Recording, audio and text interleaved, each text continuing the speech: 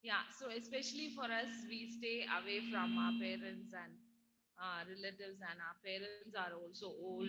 So, and we are here in Karnataka, and they are in Tamil Nadu, and we can't even cross over in case if something is they are not well. So we were really worried about that. And also, this was the first year of taking pastoral ministry, and again this pandemic happened. So everything was so uncertain. But one thing we knew is that God is in control, and God was taking care of us. And even in case something happens to any of us, we know that God, we would be with the Lord. So that was okay. But the people who don't know the Lord was the one concern that we had constantly. But I really praise God. He preserved each one of us in spite of the economic situation. Also, he provided everyone, and he has preserved not only us, he has preserved all our loved and no loved ones, the dear ones. Even some of our own people got infected, some of our relatives got infected, but everyone is safe, and really it's really God's grace and mercy. So I just thank God for his faithfulness in our lives. So we don't know what is 2021 or any of the years ahead, but one thing we know that our God is good, and he will take care of us. So I praise God once again for bringing us all back. And I know that soon all our church members would be back, and we will all be able to worship together physically. So it's a joy. Um, yeah, so yeah, for today's study, I actually love to take character study or book study. So this time the Lord led me to take a book study. Before we go into the study, we'll just pray. Lord, thank you, Lord, for this time, O Master. Thank you, Lord, for bringing each one of us here, Lord. It's your mercy, it's your grace that you have preserved all of us, Lord. Lord, as we come here, as we read in the Psalms, Lord, we have come to inquire of you, O Lord, to learn from you, O Master. Lord, we pray that you will open our hearts and minds to listen to your words, whatever you have for us to learn today, O Master. Speak to us, O Lord. In Jesus' most precious name, we ask and pray. Amen. Is it okay? There was some disturbance. Yes. Yeah. So for today, I'd be talking about the book of Habakkuk. It's the eighth. He was like if you see in the minor prophets list, he would be the eighth book. It would be the eighth book. And he was a prophet during the 7th century BC. And he actually prophesied about the Chaldean or the Babylonian invasion that was about to come on Judah because of Judah's sin. So that is what we see in the book of Habakkuk. So I would like all of you to, because I have not prepared any PPT because it's a single book, we would be just going through this book. So all of you, please turn your Bibles to the book of Habakkuk. Yeah. Yeah, the meaning of Habakkuk. Habakkuk's meaning means he that embraces, a wrestler. If you really see, go through this book, we can really see that this nature of his, the name that was kept to him was really true because he wrestled with God, and he went to God with his doubts and complaints, and God answered him. So that is what we see in this beautiful book. And he was a contemporary of Jeremiah and Zephaniah. So this was the period just before the exile. So he might have been prophesying at the end of Josiah's rule, or maybe in the beginning of Jehoiachin's rule. So this is before, just before the exile. This book, this prophet was uh, prophesying. And if you notice, this book was not addressed to the people. Generally, if we take any of the prophets, Jonah was a narrative, but other minor prophets, it's more addressed to the people, like return to me, and be cleansed of your sins and things like that. But this is more of a personal account, actually. It's like a dialogue between Habakkuk and God. So it's a very personal note. addressed. It is not addressed to the people. It's actually a conversation between the prophet and God. Yeah. So we'll go to chapter 1. In verse 1, we see the prophecy that Habakkuk the prophet received. So in verse 2 to 4, we see it's Habakkuk's complaint. So I'll just read those verses. Habakkuk, this is a direct personal complaint that he is giving to God. How long, Lord, must I call for help, but you do not listen? I'll cry out to you violence, but you do not save. Why do you make me look at injustice? Why do you tolerate wrongdoing? Destruction and violence are before me. There is strife and conflict abounds. There the law is paralyzed, the justice never prevails. The wicked hem in the righteous, so that justice is perverted. So if we see, look at this complaint, we see that Habakkuk is complaining, Lord, how long must I call for help and you are not listening at all? And I'm crying out saying violence, but you're not at all coming to save. So he's actually sad that God is silent. And what is he been crying about? He has been actually, the verse says that he a long time he has been crying to God about something, and it looks like God did not answer him. So, what was Habakkuk's prayer? It was about the sins of Judah. The sin was rampant in Judah. People ignored the law of God and they completely were walking away from God, and the leaders were corrupt. So that's why we can see from verses 3 and 4, you can see a lot of points. It says injustice, wrongdoing, destruction, violence, strife, conflict. Law is paralyzed, justice never prevails. Hmm. The wicked trap the righteous, justice is perverted. So he has been praying about the wickedness of Judah. He has been praying, Lord, there is so much of wickedness, so much of destruction, so much of injustice in Judah, but you are not listening. It is look as though he's looking at the world around him, and everywhere it is only injustice, wickedness, violence. And he is a godly man. His heart is paining and he's so troubled. So this is something very common to all of us also. So, and it looked like God did nothing about it. So that is why he's asking, Lord, how long should I cry out? How long should I pray? Why are you not doing anything about it? And then we see that the Lord is answering. Okay, and that's what we see in verses 5 to 11. I'll read the verse 5 and 6. Look at the nations and watch and be utterly amazed. For I am going to do something in your days that you would not believe, even if you were told.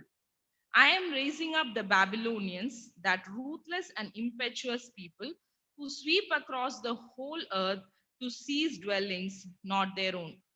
So God is saying, no, I am not silent. I'm actually doing something. I'm going to do something. But if I told you, you would not believe what I'm going to do. And what is that? He is raising up the Babylonians. And God Himself describes the Babylonians from verse 6 to 11. I'll just read out a few things. God says they are the ruthless. Ruthless means they show no pity, no compassion, cruel, ruthless, and impetuous. Impetuous means they act without thinking. They don't think at all before acting. So they'll just kill and slay, and they have no pity, no thinking. They just act. Ruthless, impetuous, feared and dreaded people, a law to themselves, promote their own honor, intent on violence, guilty people whose own strength is their God. And what do? They sweep across the whole earth to seize dwellings not their own. Horses, their horses are swifter than leopards. That's what the word of God says. Fiercer than wolves. And their cavalry gallops headlong, and horsemen come from afar. They fly like an eagle sweeping to devour. Their hordes, that is a large group of people, they advance like desert wind. So desert wind, like that, they just advance. Whole groups of people, and they gather prisoners like sand. They mock at kings and they scoff at rulers because for them they are so mighty, powerful, they are ruthless, and so they just mock at the rulers and they scoff at kings and they laugh at all fortified cities because that it is like a small thing for them. They just capture.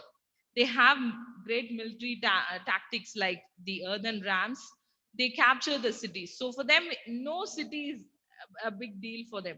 They just crush and just cover the whole earth. They just go. They sweep across nations and capture lands and people. And God Himself says, verse 11, they sweep past like the wind and go on, guilty people whose own strength is their God. So that means the Babylonian strength or their military power was like God to them. They were so confident of their military power, they were so confident of their strength. So that is why God Himself says that their strength is their God. So if you look at it, it's very interesting, is it not? Habakkuk is complaining that, Lord, there is no justice in Judah and do something about it. But God is saying He's bringing the Chaldeans to punish Judah. And who are the Chaldeans? We just saw ruthless people. It is like I saw in one commentary, it's like you are being transferred from a frying pan into a boiling oil. It's like that. Already, Judah was a lot of injustice, wickedness, everything was happening. And God is saying, I'm bringing the ruthless Chaldeans to crush you, to punish you. So actually, we see that no.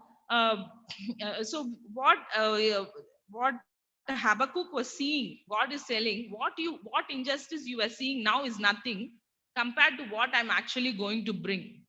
I'm going to bring the Chaldeans who will just crush Judah, who will show who no their with their might and power they will crush and they will swallow up Judah.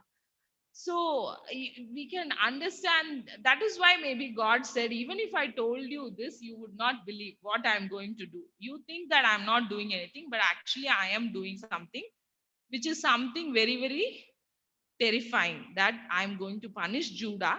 I'm going to bring the Babylonians.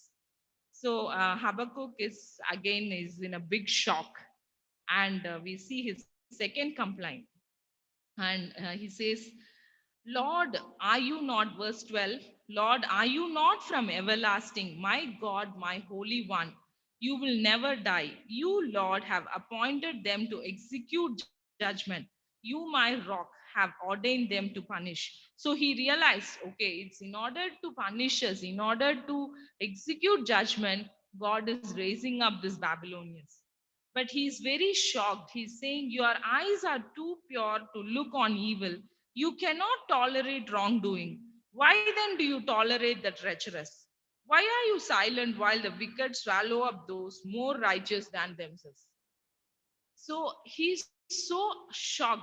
Now, Habakkuk is saying that the Judah people are more righteous because for them, they are the God's chosen people. They may do sin, they may do wrong things, but they are God's chosen people. So now Habakkuk is asking, how can the Gentiles, the Chaldeans, the godless people, no, how can they swallow up the more righteous? Why do you allow that? Lord, you are holy. There is no, you are so pure. How can you look at such injustice?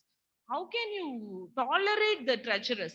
How can you allow the wicked Chaldeans to punish the more righteous people, that is Judah?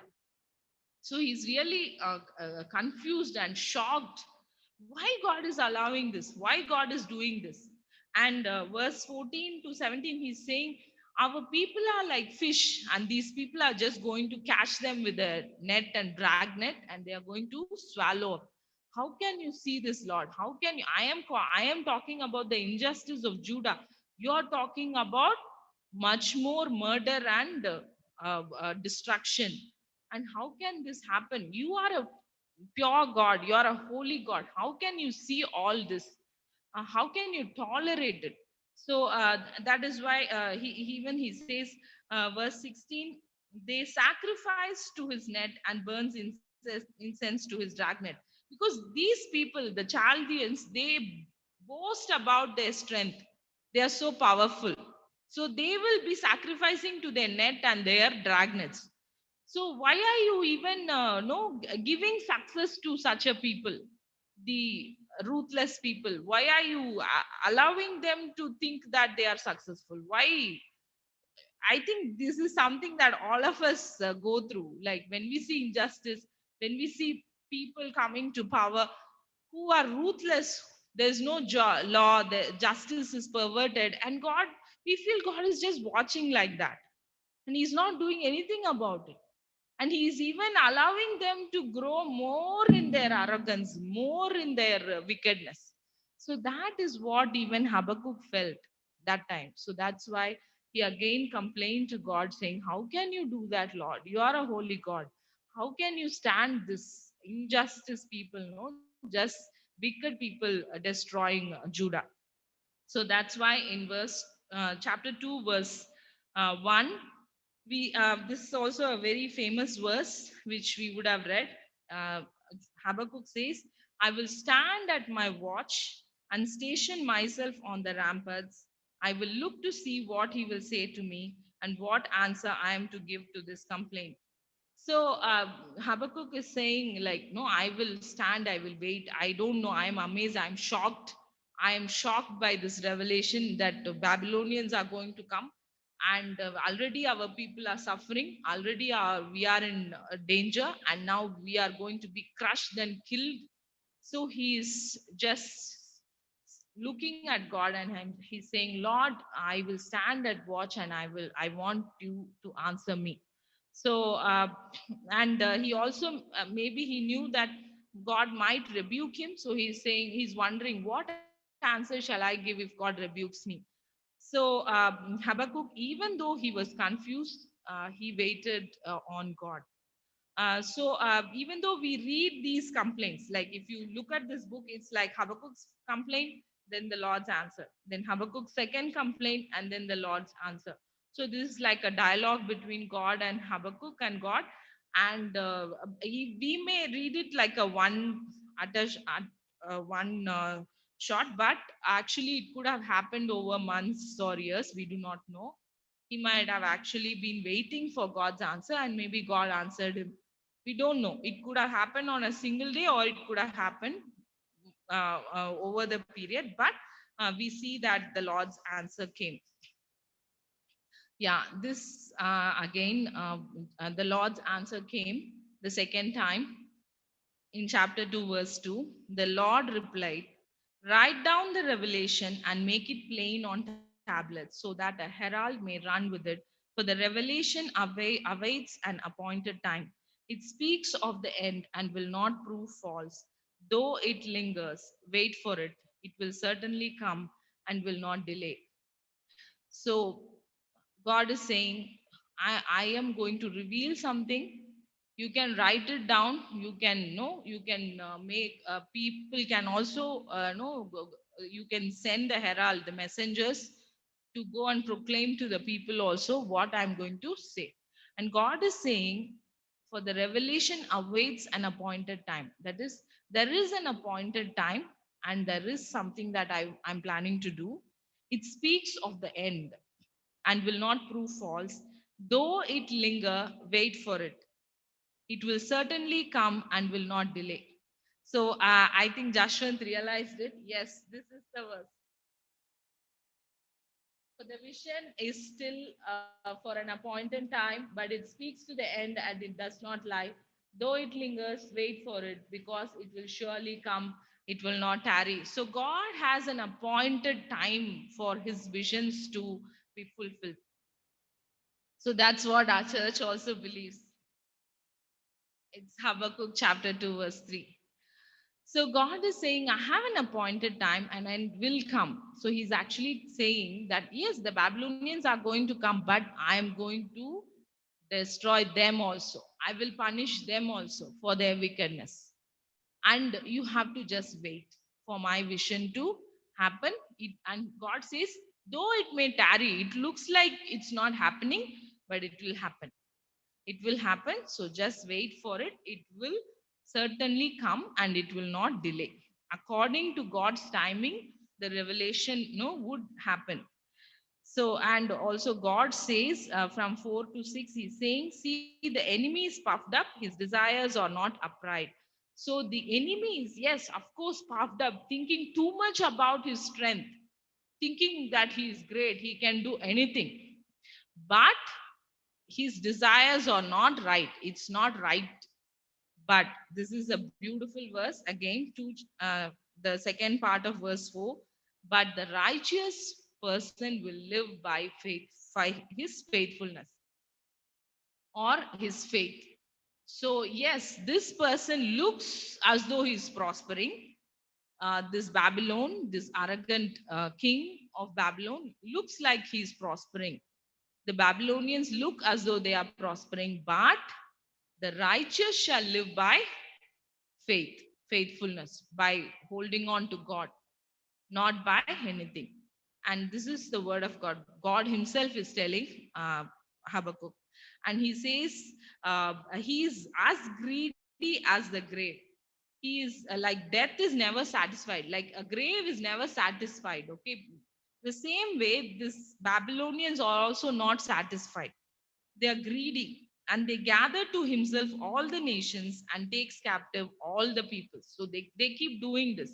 And because of this, what will happen? God is talking about the end that would come to Babylon. Verse 6, he says, nations whom he has captured will actually ridicule at him one day.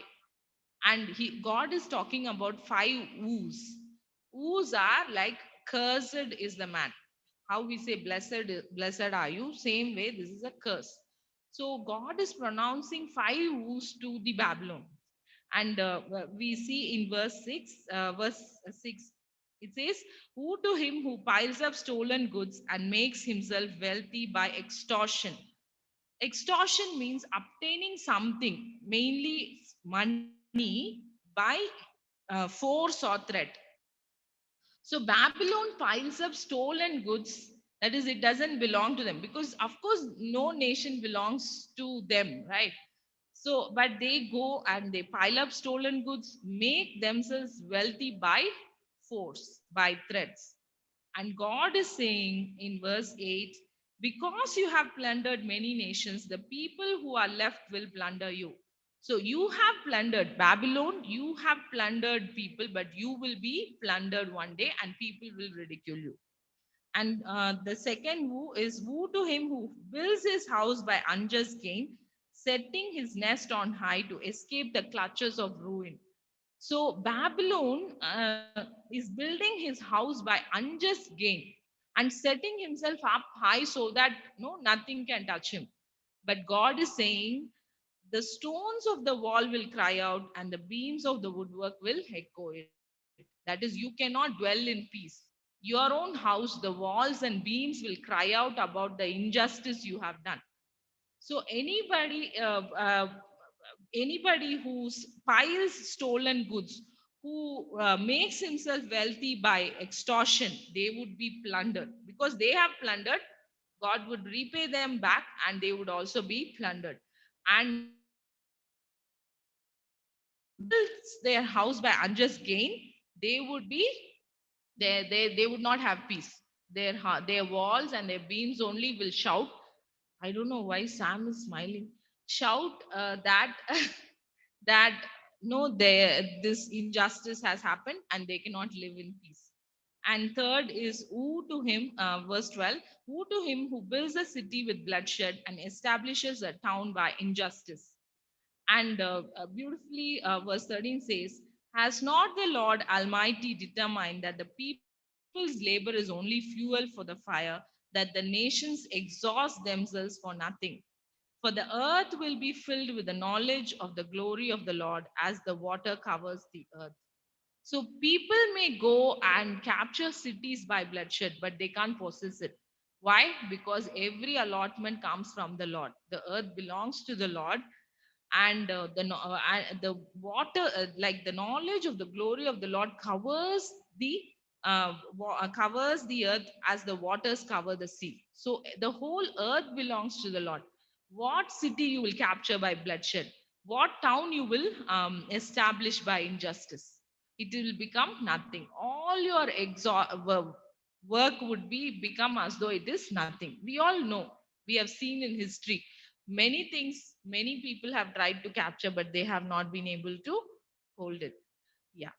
And the fourth, woe to him who gives drink to his neighbors, pouring it from the wineskin till they are drunk, so that they can gaze on their naked bodies. So they are actually intoxicating people to strip them of their wealth, of their no, maybe for sexual reasons, we do not know, but they are trying to misuse people by intoxicating them, leading them to sin. And God is saying, you will be filled with the shame instead of glory. Now it's your turn, drink and let your nakedness be exposed. The cup from the Lord's right hand is coming around to you, and disgrace will cover your glory. You are trying to, anybody is trying to misuse somebody else. God is watching, and God says, you will have to drink this cup. What is that cup? The cup of the Lord. That is the cup of God's wrath. So it's going to come back to you. You may have to drink it. You did it to others. You will have to drink the cup of wrath. And finally, woe to those who make idols. 18th verse, it says, of what value is an idol carved by a craftsman, or an image that teaches lies? For the one who makes it trusts in his own creation. He makes idols that cannot speak. Woe to him who says, wood to the wood, come to life, or to lifeless stone, wake up. Can it give guidance? It is covered with gold and silver. There is no breath in it. So he's saying, woe to you who make idols out of wood and cover it with gold and silver, but it has no breath, it has no life. Woe to you when you take away the glory of the Lord and give it to the idols. And then verse 20 says, the Lord is in his holy temple. Let all the earth be silent before him. You can talk all the things. You may think you are so great. But when the Lord is there in his holy temple, the earth has to be silent. When the Lord acts, there's nobody who can talk, because the Lord is in his holy temple. So we see these five woes: extortion of wealth, and God's word says that they would be plundered. And if people build houses by unjust gain, their walls itself would cry out. That is, they would not have the peace to stay in that house. And city is built with bloodshed. It's of no use. They cannot keep the city for themselves for long. And intoxicate and strip others, they would be exposed and they would be ashamed. And idolatry, they are trying to give the glory of God to an idol. Then God also would keep that as a woe, and they would be receiving a curse. So this was the answer that God gave. Okay, so the chapter 2, it is about how Babylon would be avenged. If you see, it's like Babylon has not even invaded Judah now. That is in Habakkuk's time, but it's all a prophecy, and we all know that the prophecy was fulfilled. Even before Judah was exiled to Babylon, God prophesied that Babylon would actually perish. So even amidst all this woes, we can see some of these beautiful verses. Chapter 2, verse 4, it says, the righteous person will live by faith. And we also see, for the earth will be filled with the knowledge of the glory of the Lord as the waters cover the sea. The Lord is in his holy temple. Let all the earth be silent before him. So we see these two chapters are actually the conversation that happens between Habakkuk and about God and God. In the first chapter, we see Habakkuk complaining about Judah's sin, and the Lord says he's bringing the Babylonians to punish Judah. Habakkuk is shocked, and he complains. How can you, God, you are so holy. How can you allow the wicked to crush the people who are more righteous than them? And then finally, God says that, no, I will punish Babylon also, and their sin also would be avenged. So, what we can learn from these verses is that even though there is, it's okay. Yeah, even though there is injustice, strife, violence, God is watching over it, and God was watching over it. Even though Habakkuk thought that God did nothing about it, God was doing something about it, and he would bring justice. And when Babylon gets puffed up and it becomes arrogant, God would avenge them too. So ultimately, we see that God is all the time watching the rising and the fall of the kingdoms, and he's watching the injustice, he's watching everything. Even we may not know what is happening, but God is very much aware of what is happening, and with God there is always justice. If Judah is sinning, God will punish Judah. If Babylon is sinning, God will punish Babylon. So God, as the verse we saw, the earth is filled with the knowledge of the glory of God. So God, there's nothing can escape from the eyes of God. Even the injustice that we don't even see or feel, also God is watching.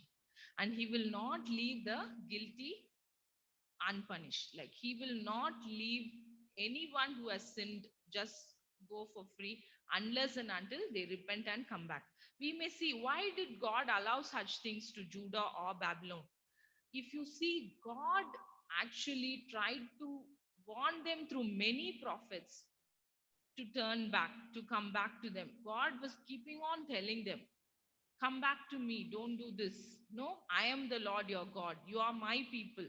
You don't don't do all this injustice and walking away from God's laws. But they did not listen at all. So many times, Jeremiah was also a contemporary, and he was a weeping prophet. He used to weep and warn people, but they never bothered.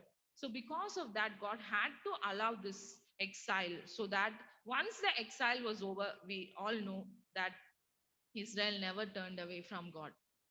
So, God had to give them that shock that no, when his any a person who is guilty will be punished. Another thing, Babylon, even Babylon, God, if you see in some of the verses, God would have warned Babylon also, but they never thought anything about it because they never considered God.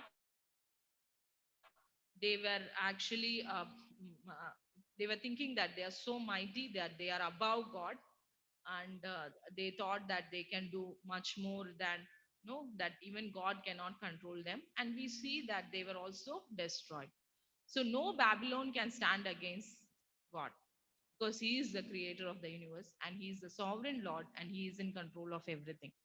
Yeah. So as we all know, these uh, these answers, these complaints are very much true in our lives. We have questions, but one thing we can be sure is that God is in control, and with God there is justice. So Habakkuk's in chapter 3, it's a beautiful prayer of Habakkuk. It's one of the beautiful prayer. I actually really like these verses that Habakkuk sang. Okay, he was always in the complaining mood in chapter 1, but once he got the answers from God, even though he knew that Babylon is going to come and crush Judah, but he realized that God was in control and God would act. So all his complaints turned into a song of praise to God. God's answers actually calmed down Habakkuk. Verse 1, and if you see the last part of the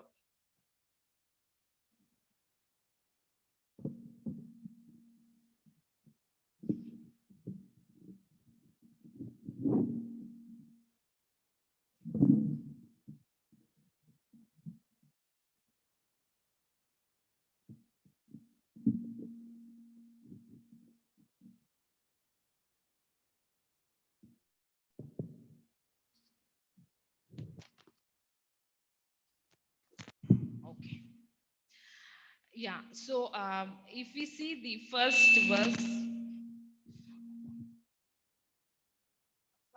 verse of Habakkuk, chapter 3, it says a prayer of Habakkuk the prophet on Shiggaion North. That's a musical instrument.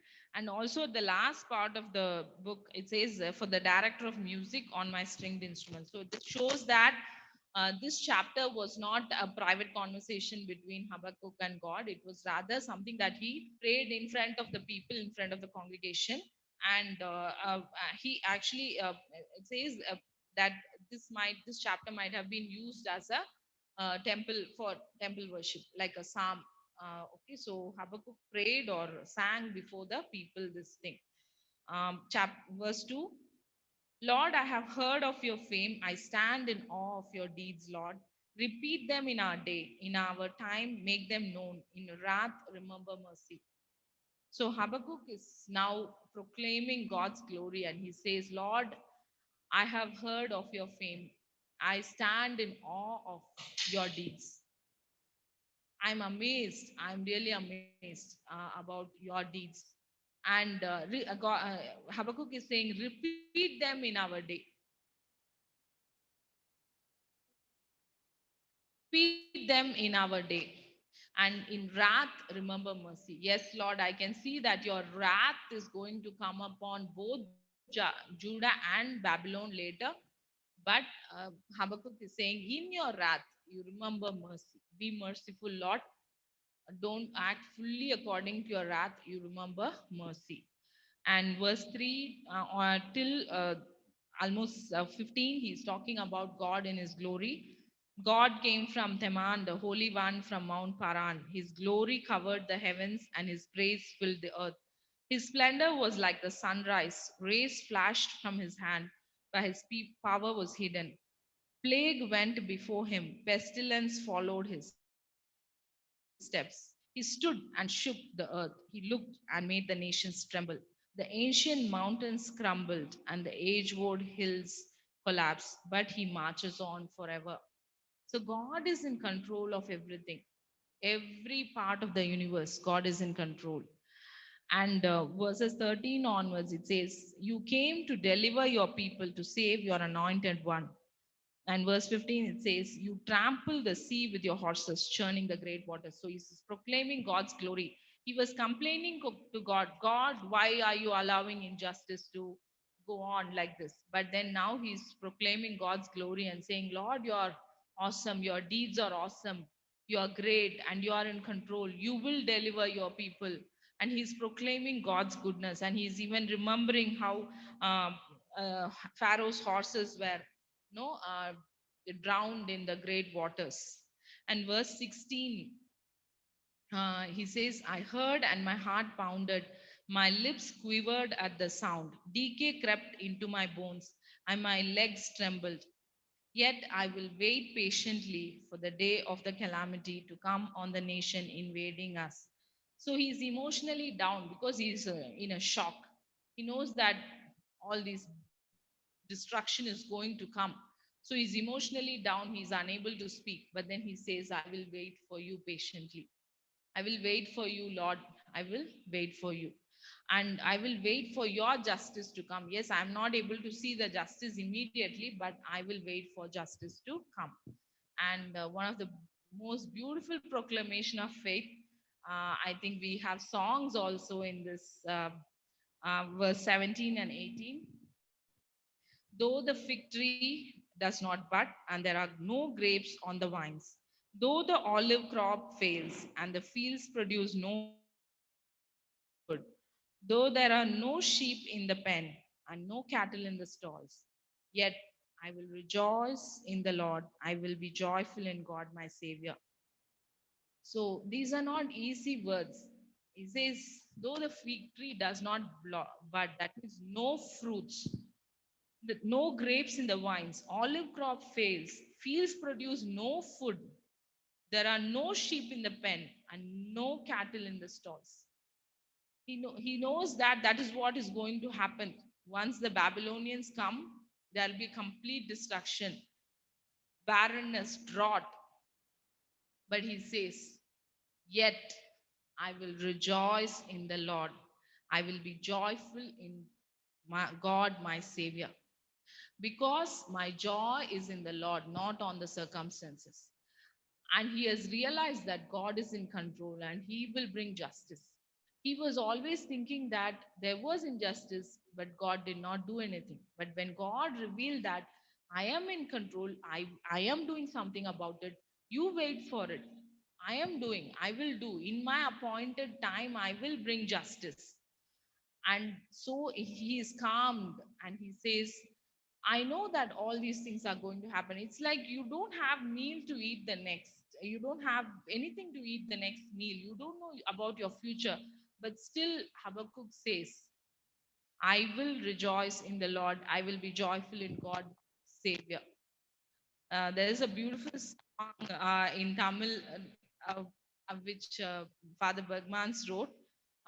The same thing. It's so beautiful that I will rejoice in the Lord. I will be joyful in God, my Savior, because my joy is in the Lord, not on my circumstances. And then again, verse 19, the last verse of this beautiful book. The sovereign Lord is my strength. He makes my feet like the feet of a deer. He enables me to tread on the heights. So he says, yeah, I don't know about my future. I don't know what is going to happen. I may not even get food, but I will rejoice in God, my Savior. And he also says, the sovereign Lord is my strength. Sovereign means supreme authority. Yes, God has a supreme authority over the earth, and he's saying, he is my strength. And he will make my feet like the feet of a deer. He enables me to tread on heights. So I would not fall. If you see, I saw a beautiful picture of a deer, mountain deer, standing on a very high mountain. And they're not afraid that they may fall actually. They are confidently standing, they tread along on the heights. So, like that, when God is our strength, we also, God would give us the feet of a deer and we would be able to stand and also not only stand, also be able to walk and not at all fall. So, because God would be our strength. Yeah. So, as a summary, I just want to talk about some of the lessons that we can learn from Habakkuk. When in doubt, when we have questions,